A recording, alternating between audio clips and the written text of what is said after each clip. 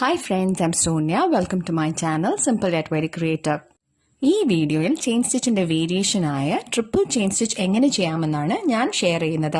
Previous video chain സ്റ്റിച്ചിന്റെ വേരിയേഷൻസിനെ കുറിച്ചിട്ടുള്ളതായിരുന്നു. അതിന്റെ ലിങ്ക് ഡിസ്ക്രിപ്ഷനിൽ മെൻഷൻ ചെയ്തിട്ടുണ്ട്.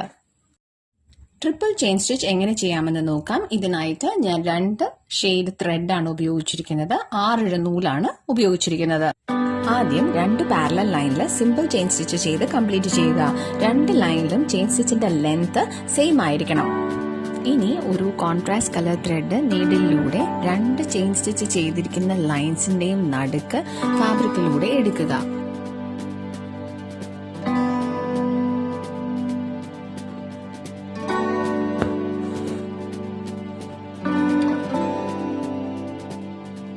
ഇനി വീഡിയോയിൽ കാണിച്ചിരിക്കുന്നത് പോലെ 2 ചെയിൻ സ്റ്റിച്ചിന്റെ അകത്തുകൂടെ നീഡിൽ പാസ് ചെയ്യണം.